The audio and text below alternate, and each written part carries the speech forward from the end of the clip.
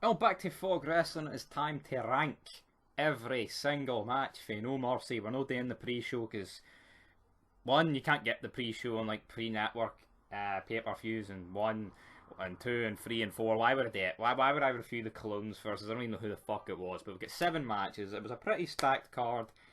We had one absolute epic match, a few decent ones, and then there was a few absolute shitters. But let's get in to last on the list, number 7, and that is the Undertaker taking on the Big Show. Now, if you haven't watched the review, go check out the review. I'll probably talk about the match more and like the feud more on the review, but like this is like Taker in my like at his worst.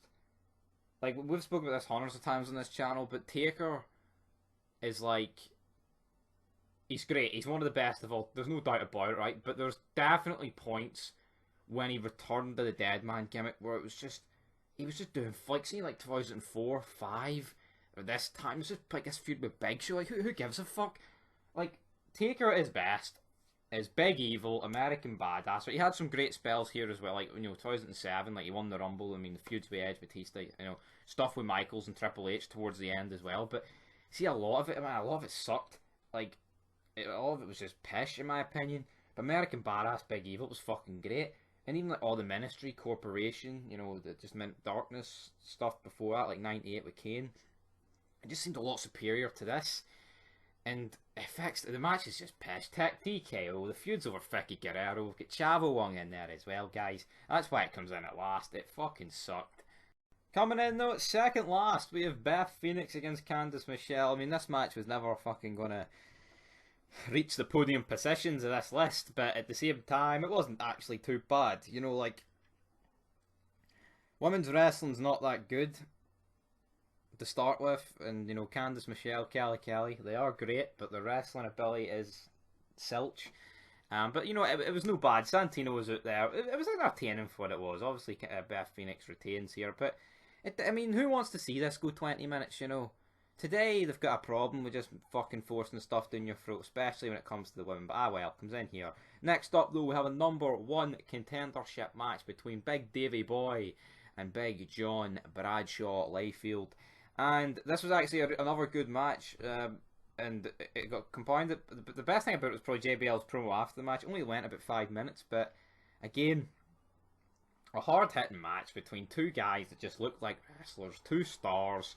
You can't fucking complain, but what about Kenny Omega, brother? I will look at fucking Batista, you look at JB, and who looks like a star, When you look at wrestling these days, man, the whole fucking roster looks like they worked in Blockbuster, and that's the fucking bottom line. And but Big Dave here with a win. Next up, though, we're almost at the podium positions, but in at number 4 we have Mysterio against Kane. Now, this is what the matches are actually like. The last match was good as well, but this one's very similar. It wasn't as short, but it was a good match here. Obviously, Mysterio lost. Stipulation was he would have to unmask. He goes to the top rope after a pretty decent match, about 10 minutes here.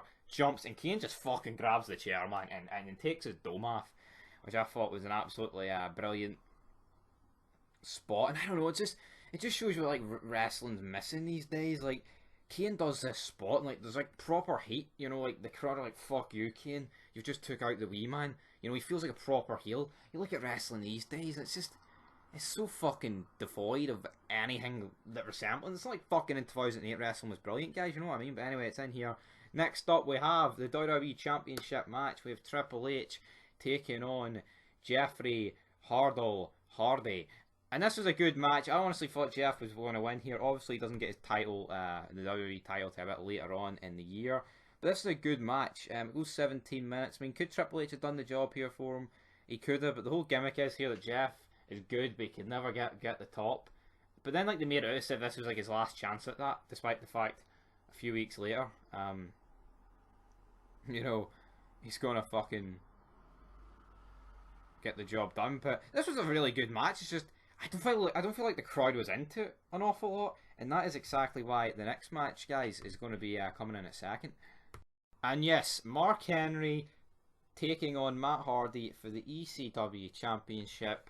Holy good fuck, this match is coming in second here. Matt Hardy in this time was over as Rover. I don't know what was going on. Like, this isn't Mattitude. This isn't like when he's in the feud with Edge. This isn't like the Hardy Boys in the Attitude Era. This is just Matt Hardy on the third brand when ECW was fucking dead, and the crowd are going absolutely ballistic for the guy. And it was a good fucking match with Tony Atlas on the outside, and he actually beats Henry clean.